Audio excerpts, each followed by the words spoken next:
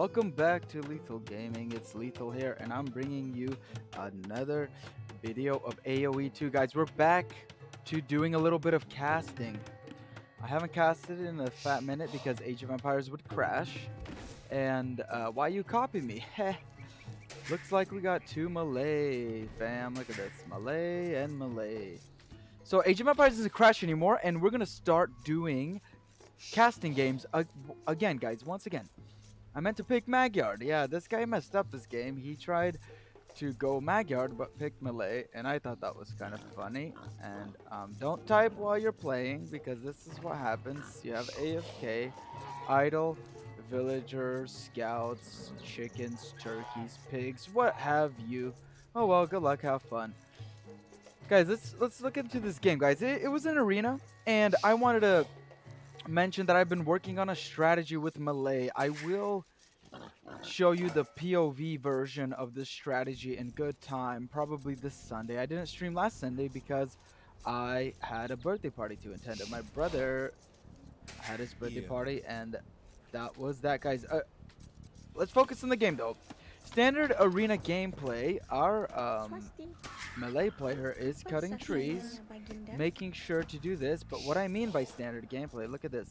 Standard gameplay usually requires you to lure in your gazelles, ibexes, or deers, whatever this food source is. You want to lure them, and ideally, look at these lures, guys, under the town center. Beautiful lure by Lethal. Now let's get into streaming and gaming and all that good stuff. I do not stream casted games. I privately record them and post them on the YouTube platform. So these are limited edition. Hopefully y'all enjoy, and I've had good feedback. And my cousin Peter, shout out to you. I know you love them. Here we are. We're back at it. Let's cast and have fun watching this game, guys. So the strategy I did, even though Blue was an accidental player playing Malay instead of Magyars, was a castle rush strategy. Malay have team bonuses. They have plus 66% faster timing to the next age. So you can go to the feudal and castle age pretty quickly. It's pretty gnarly. And infantry armor upgrades are free, which I just learned that 2 minutes ago talking to my brother Paul while I was going over the strategy. And I was like, hey, you know what? Age of Empires isn't crashing. I might as well start casting the game again. Blue is scouting red in the top left corner, so the western side of the map. He is rushing a mill and as well as luring in his boars. He has both of his boars done. The last half of the second one is dying. This is interesting and unique. I have never really seen people cut trees this early, but I guess this is maybe a different kind of strategy. Let's look at what Lethal's up to. You know, word, he's doing his own strategy. Word, guys, that's dope. Lethal is finishing up his second boar as well. Notice how he has all of his ebexes taken. Oh, never mind. He's starting his second boar. Rip. Talk about a blind bat. And he's going on the berries right now. He has a little bit of his piggies and turkeys here grouped up. And could have waited a second for the lure and finished the 50 food on here, but we'll kill this boar and then finish this one and finish that one all at the same time. So going for standard 4, but I think I might be doing 5 berries because I was like, I need more food. So I usually do 5 to 6 with the strategy, guys. 8 on food as normal, but this time I did 9 just to saturate the boar a little bit more. So we have 6 on berries, 3 on wood, and we're gonna come back in just a second. Let's see where it is up to continue that strategy. He built his lumberjack in this corner, and that was the best corner, guys. Really crappy tree lines besides this one, and this is a mediocre, although you can quickly wall here. No one wants to do that right away, so he is building his houses nicely and cutely in the corner, and he started forecasting his ebex, guys. Notice how he's going to do this, and he's going to walk back and forth, and it's going to waste time. But I lured and wasted time with my scout, and it's not a big deal. Let's see how much he scouted and I scouted. You know, you could always scout later on. This is a mistake, guys. You always want to do 8 to 9 villagers because this food rots. You want to saturate as much of it as you can, but that's okay. Maybe he is a lower level player, but it's not a big deal. Lethal is going to feudal age at 21 pop. He has 6 on sheep. He transferred 2 to wood, 6 remain on berries, and 3 on gold. And look at his scouting. It's not that much worse than Blue's scouting. even though he lured his Ebexes in. And Lethal here, guys. Talk about myself in third person. Goes to Feudal Age quickly. He's about to queue this villager to drop a marketplace, and he's scouting purposely to find the best spot, guys. What do you look for when you are doing this strategy? 840, guys, Feudal, pretty dang gnarly, but that is the 66% boost. So it is kind of cheap. You could probably go faster. I know you can go faster, guys, but not the way we're playing. Essentially, Lethal is looking for a stone pile.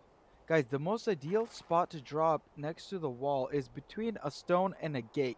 So if you could find stone and a gate, that is the best place to drop. And that's what's about to happen right now. I'm scouting, just getting a visual. And obviously not scouting anymore, but dropping a marketplace. Saturating, guys. This, you might have to do this because you need the food faster.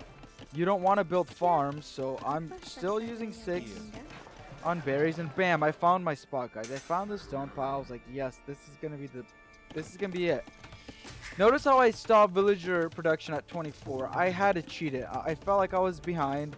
Usually I never stop villager production, but this was a mistake. I should have probably built 1 villager because this blacksmith is gonna take forever. But we'll see.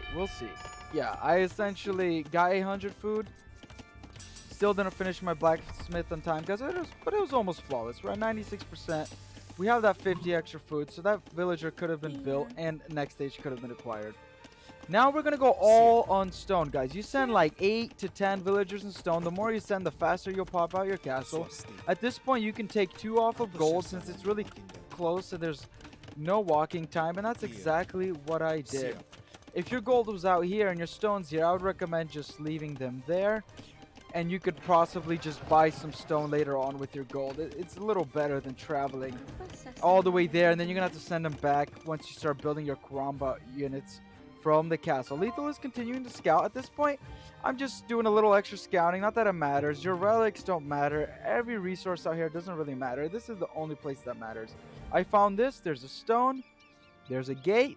And if there was no gate, you have to do it next to the stone. That's the most important thing, because you don't want to send your villagers back. You want to drop a mining camp and start saving up for a second castle. So notice, boom, 13-minute castle age timing, guys. Now my ally is laughing his butt off. He's like, what the heck is Lethal up to? And I am laughing as well. Let's take a quick peek at what he's up to. He's building farms. He's about to click to the next stage. He has 9 on wood, 4 on gold. Pretty standard stuff. He's finishing up his Ebex. And he's doing 4 on stone. I think he was planning to do a castle as well this game, but not a rushed castle. And maybe I'm wrong. Look at this, guys. 8 on stone, but notice how I'm already prepped in Castle Age. I already have 9 on stone, grinding it up. I'm doing a rushing castle strategy. Notice how I'm utilizing these last bits of food because I'm about to run out of berries. I only have 7 of food. I want to at least bare minimum right now produce villagers. And I noticed this, guys. I am floating a little wood. You could probably get by with like, I added 2 more, but you could get by with probably 5 villagers and have the rest on food, stone, and gold. But I did kind of do that to do a barracks and drop farms. See, guys, now I dropped 3 farms. I'm going to drop more farms in a bit.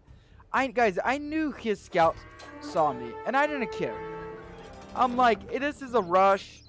I'm not going to walk around, try to sneak it. It's going to waste time. So Lethal just goes forward, starts prepping the wall, and decides to build a castle where he wanted to. But look at Blue. Look at Blue. Cheekily dropping a house. He's going to block it, but I'm like, I don't care. I'm going to try to wall off as best as I can. Failed to wall off this villager. I started walling this side. Blue is reacting. He sent all of his villagers to fight. And he's just chilling in the background, doing his eco, whatever the heck. Let's zoom in and pay attention. Lethal was about to lose 2 villagers. That's not the best micro here, but he's kind of partially walled off. 7 of his villagers, 8 of his villagers, and Blue dropped a tower.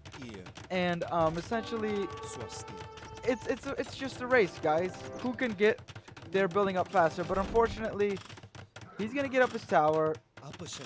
Maybe kill a villager, not even kill a single villager. And this is going to be a useless tower, guys. Look how quickly it's going to go down. Lethal saves the scout. And that's it, guys. You literally build this, and you want to build Karamba units right away. You don't wait like I did. I was probably focused on a million things at once.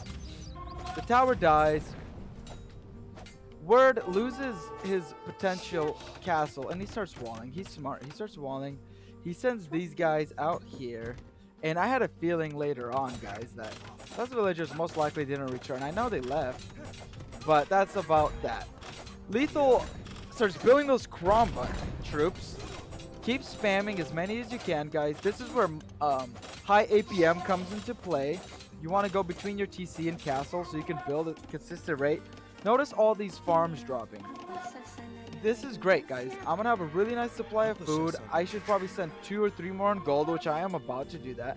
Because I realize that my gold's going to rouse soon. And I want to eventually build siege weapons. Because most of the time you can't finish your opponent with karambits. You have to build a siege weapon. But what do I know? This was my first game ever trying this strategy on an opponent. And we ended up surprising ourselves. So Lethal breaks in. And time to twerk, guys. There's the wall of China. Can't really get through it, but it is fully walled. And I send this guy out here, but unfortunately he is gonna run around. I was like, where'd he go? Not on time, guys. Not on time to get to the wall. Maybe I would have made it on time if I ran there right away, but I definitely didn't. So notice that he's already built a mangonel. I mean, siege workshop. Popping out a mangonel. He is house capped, so that's unfortunate.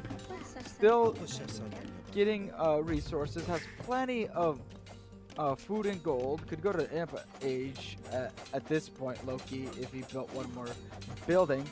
Red is already dropping his own siege workshop and starting to harass and put pressure. He moved all his troops to this side because he's like, oh, well, might as well try to open something up if I can.